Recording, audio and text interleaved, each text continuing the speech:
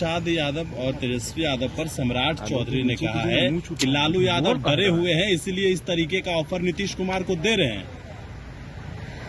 मुझको लगता है कि सम्राट चौधरी को अपने नेतृत्व को देखना चाहिए। नीतीश कुमार जी के ऊपर जब प्रश्न उनसे पूछा जाता है तो वो लोग चुप्पी साध लेते हैं। बहुत सारे ऐसे नेता हैं जिन्होंने चुप्पी साध ली इस प्रश्न को। बहुत सारे नेता ने कहा, एक तरफ आप कह रहे हैं कि नहीं हम साथ में हैं, सब कुछ ठीक है, नहीं पलटेंगे, फिर लेकिन जब उनसे पूछा जाता है कि भाई अगला चुनाव किनके नेतृत्व में लड़ेंगे, क्या ये वहां तक मानते हैं लोग? क्योंकि वोट लेना है। नीतीश जी के चेहरों को दिखा के भारतीय जनता पार्टी वोट लेना चाहती है, उनको सीढ़ी बना के सत्ता में आना चाहती है, लेकिन उनको मुख्यमंत्री का चेहरा बनाने से डर रही है। लेकिन आप लोग ऑफर दे रहे हैं तो आप लोग डर गए क्या? कोई ऑफर नहीं दे रहे हैं। मैंने कल भी कुछ लोगों ने मुझसे, मीडिया के भाइयों ने मुझसे भी प्रश्न पूछा था। मैंने ये कहा कि देखिए वो दो दोस्त हैं, दोनों आपस में क्या बात करते हैं, शब्दों का प्रयोग करते हैं कि इशारे में बात करते हैं, क्या बात करते हैं ये दोनों लोग ही समझे।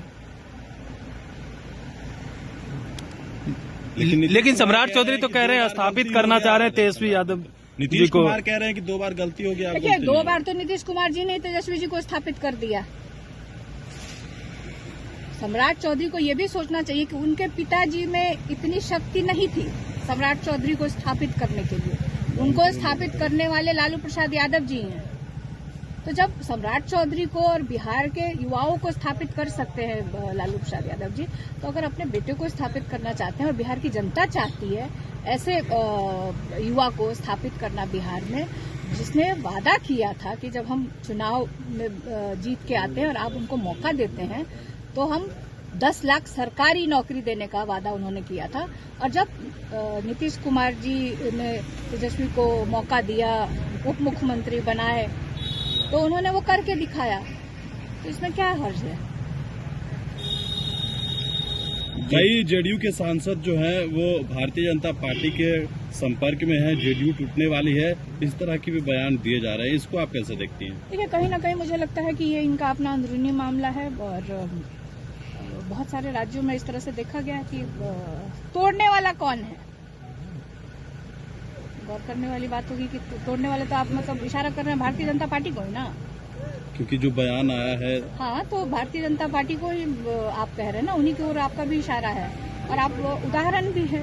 आप देख लीजिए महाराष्ट्र में क्या हुआ, महाराष्ट्र में किस तरह से उनका वही स्थिति मुझे लगता है कि आदरणीय मुख्यमंत्री नीतीश कुमार जी का भारतीय जनता पार्टी करना चाहती है। मैम आप पार्लियामेंट की मेंबर हैं, प्रियंका गांधी को लेकर रमेश बिधूरी कह रहे हैं कि एक बार हमको मौका दीजिए तो हम प्रियंका गांधी के गाल जैसी सड़क बनाएंगे। देखिए ये गलत बयानी है, इस तरह का बयान से उनको बचना चाहिए। खासतौर पर मैं बार बार कहती हूँ अक्रॉस द पार्टी, मैं राष्ट्रीय जनता दल की सदस्य हूँ और नेता हूँ और मेंबर ऑफ पार्लियामेंट मुझे मौका मिला है, तो वो अपने दल की महिलाओं के खिलाफ भारतीय जनता पार्टी इस तरह के जो बयान आते हैं उसके खिलाफ है। इस तरह के बयानों से रमेश बिधूरी जी को बचना चाहिए। लालू जी को भी कोट किया कि लालू जी कहते थे। देखिए लालू जी ने कभी पब्लिकली या कहीं नहीं बोला है और ये जहाँ तक मुझे मेरी उम्र बहुत कम थी, लेकिन मुझे ये पता है, मेरे पिताजी ने ये बताया कि आदरणीय अटल बिहारी वाजपेयी जी के अब वो बड़े नेता थे, आपस में उनकी क्या बात हुई और कैसे ये बात मीडिया में आई, इसकी जानकारी नहीं है। और हमेशा लालू जी ये कहते रहते कि हम नहीं कहते थे, आदरणीय अटल बिहारी वाजपेयी जी इस बात की चर्चा करते थे।